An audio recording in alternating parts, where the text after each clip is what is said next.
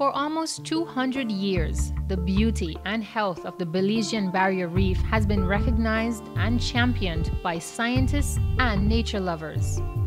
But within the last 2 decades, natural and man-made disasters have taken a serious toll on this World Heritage Site. Threats that pose irreversible consequences to Belize's marine environment.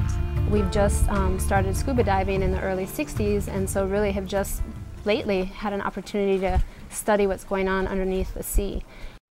In Belize, the reef is approximately 150 miles long and is home to 70 hard coral species, 36 soft coral species, 500 different types of fish, and hundreds of invertebrates.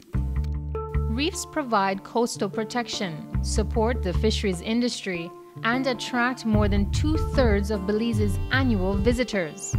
But according to the experts, this valuable and fragile ecosystem is disappearing at record rates. Overall, the decline in coral cover has been, we're estimating, at least 40% just in a short period of time. The severe coral loss is attributed to several factors, namely bleaching, where a spike in water temperatures associated with global warming causes the coral to expel the symbiotic algae. As a result, the vibrant coral colors are reduced to a skeletal white. Other contributors include hurricane damage, overfishing and illegal fishing, and sedimentation. Simultaneous to the loss in coral cover has been noticeable decreases in commercially viable species such as the spiny lobster and queen conch. With traditional products becoming scarce, local fishers turn to new species, such as the parrotfish, to compensate. Pretty soon, the parrotfish was rapidly becoming the most commonly caught fish. Grazing fish, such as the parrotfish, play an integral role in maintaining the health of the reef by feeding on the algae that would otherwise smother the coral. In recognition of the importance of grazers, in April 2009, the government of Belize passed a law to protect species like the parrotfish to give the coral a chance to recover.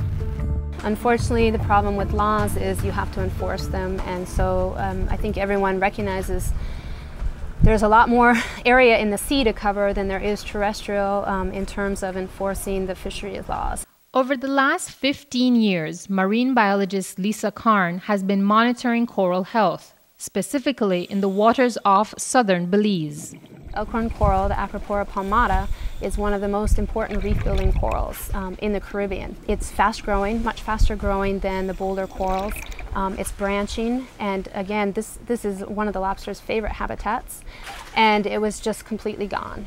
Her findings matched conclusions reached by other reef experts. Marine conservation efforts are now talking about, human assistance. We may need to intervene and do things to try to more interactively help corals along.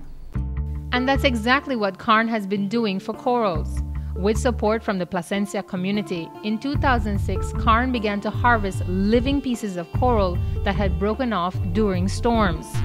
Using those fragments of opportunity, Karn started a coral nursery off Laughing Bird Key. The best one for the staghorn, which is the pipe shank they call it here, the long staghorn one, we're growing those on ropes. And so starting with 10-centimeter fragments, 10 on a rope, in just a year, that has generated over 2,000 fragments. So it's a huge exponential increase in growth. So success, of course, we have to define by, if they live, how long, 5 years from now, that's great. But if they actually begin reproducing on their own, that would be the idea then, that we can sort of give nature a jump start to making more corals. The World Wildlife Fund estimates that 27% of the world's corals have already been lost. At the current rate, 60% of this fragile habitat and the marine life that depends on it could be gone by 2032. After Hurricane Keith, it still took a long time for the mangroves to start coming back. Dr. Melanie McPhail is director of the Healthy Reefs for Healthy People initiative. Coral reefs, they basically just need 2 things. They need clean water, no pollutants, and nice clear water that sunlight can reach the bottom, giving the coral a lot of their energy. And they need abundant fish and in the right balance. These very complicated food web interactions, between different species. They control, for example, lobsters may control the abundance of this snail that actually feeds on coral and transmits a disease to coral. So not having lobsters on the reef, or having very few lobsters, actually can lead to more of this coral disease and coral death. It's not dead. The reef is not dead. There's a lot of life on the reef, and there's enough coral that if we can foster it and let it grow and try to improve the conditions around the coral, it can come back. Nature has built-in resiliency. We just have to allow it to happen.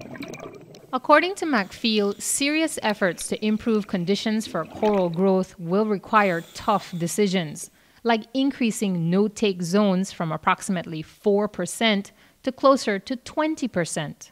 That's one of the things that's the easiest to do. It's the fastest thing. You can do it immediately, and the fish seem to come back in about 4 or 5 years in most cases. Tougher things are the water quality, because that comes from far away, and it comes from coastal development, and it comes from people, everybody that, you know, uses the bathroom. Where's our sewage going? Now, the treatment that we have for wastewater, you know, we don't have proper. Coral reefs need to have like tertiary, really good finished sewage treatment, and what we're doing is not that. The outlook is grim for Belize's reefs, but the experts agree positive change will come from little decisions every day, what we're going to eat, if we're going to drive, I mean, in terms of global warming, the energy choices we make, the restaurants we choose to go to, the products we choose to buy. It sounds silly, but all of these things add up, because if there's no demand, then you don't need the supply. And so people need to educate themselves or find out other ways where they can live a happy life, but using different choices than what they have now. For more information on coral health or how you can support local coral conservation and protection initiatives, please contact Healthy Reefs for Healthy People at www.healthyreefs.org.